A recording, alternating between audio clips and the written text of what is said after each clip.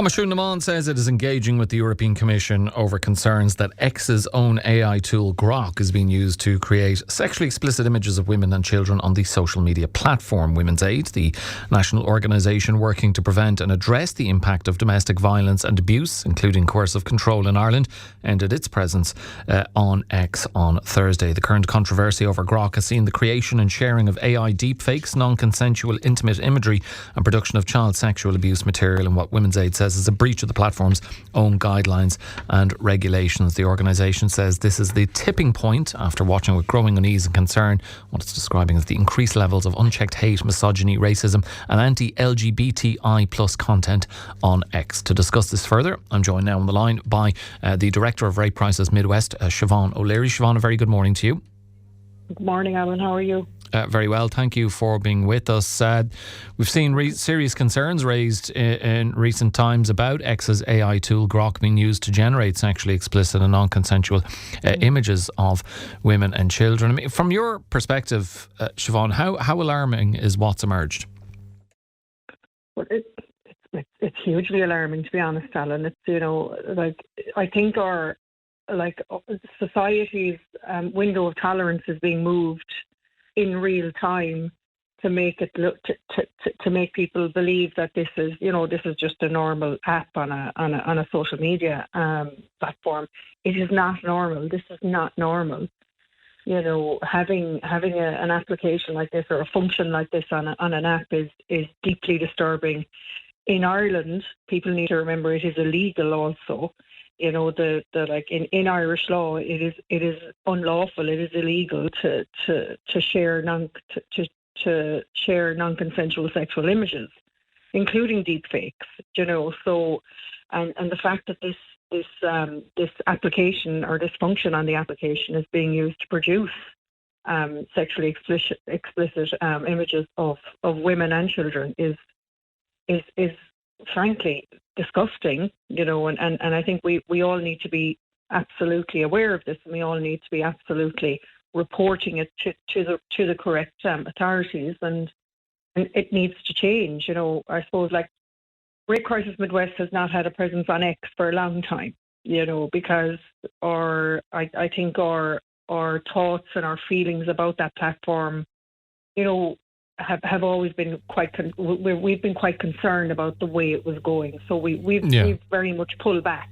We would use other platforms for our social media, but this is really very, very concerning. And that point you're just making there, Siobhán, that this is why Women's Aid have described this moment as a tipping point, and what's happening with Grok hasn't just emerged from a vacuum. Would be, I guess, their view, and I would imagine your view, and a lot of others' view who have concerns around what's happening. Absolutely, like I said, it's like our tolerance in society for misogyny, for hate, for abuse, for sexual violence. It's like our tolerance is being coached in a way to be, I suppose, more tolerant of these things. And we have to remember that sexual violence, abuse, and everything that comes with a coercive control, domestic violence, is an absolute scourge on society. It creates huge social problems.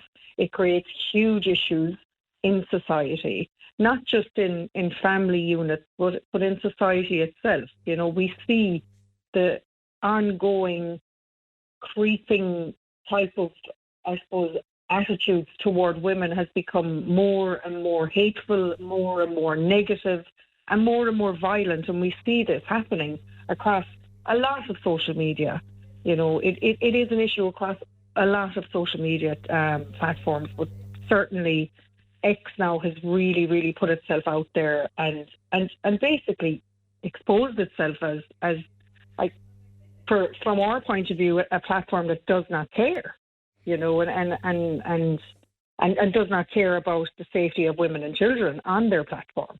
There will be, of course, Siobhán, a variety of views out there. There'll be those who will think, look, it's just a picture, as much ado about nothing. There'll be others would say who would disagree with what's happening on X, but would say, well, look, that's just a picture online. What it's social media. What comes of that in reality? But from your work with survivors, what real life impacts do practices like AI-generated sexual images have on women and girls? And how does the creation of deepfake or non-consensual intimate imagery fit into broader patterns of coercive control, harassment and gender-based violence?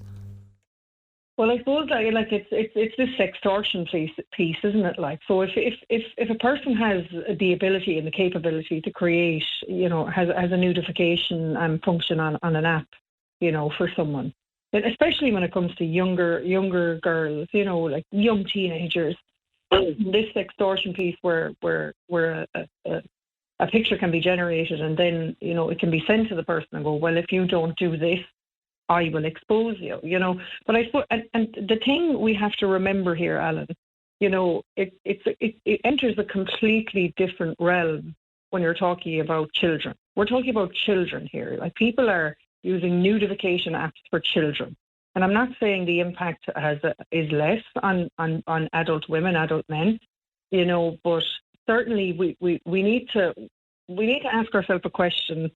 Not just not just in Limerick, not just in Clare, not just in the Midwest, but in the whole of society. Is like, are we okay with this? Are we okay with the impact of these types of apps and these types of social media? Are we okay with the impact this is having? Because we see it every day across our services. Being exposed and being, I suppose, victimized in this way stays with a person. It stays with a person for a very long time. When there is no consent, it is an invasion. It is not only an invasion of a person's mind, but of their body. So, and that is a long-term impact, traumatic impact on a person.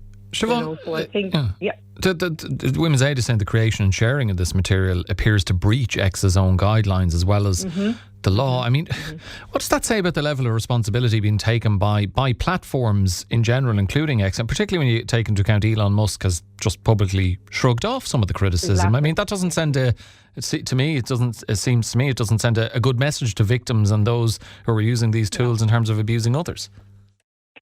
Well, it doesn't say much for the integrity or I suppose the care that X especially has and I suppose the CEO of X and everyone that I suppose is part of the governance there.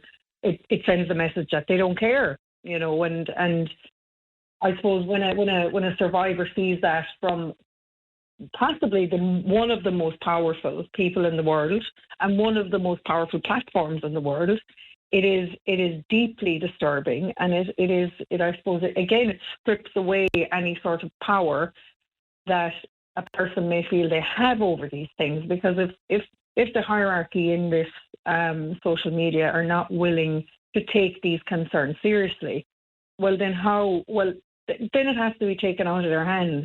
We have to remember, and I'll bring you back, it is illegal for the non-consensual sharing of sexual images in Ireland. The law has been broken. So, and people need to remember that, so, and it's very important that this is reported to the correct authorities and people understand that, if deepfakes and are being created, sexual images are being created here in Ireland by people in Ireland using X, that is illegal. It's illegal under our law.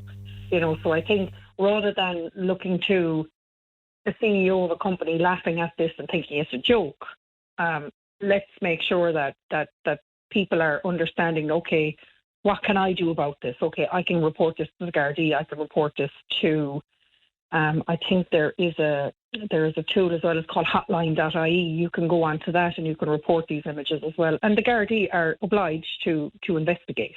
So I think if you were to focus on the reaction of the platform itself and the hierarchy there, I think you will become very, very frustrated, very angry, but I think we have to take some modicum of control in that ourselves and go, okay, this is actually illegal in our country.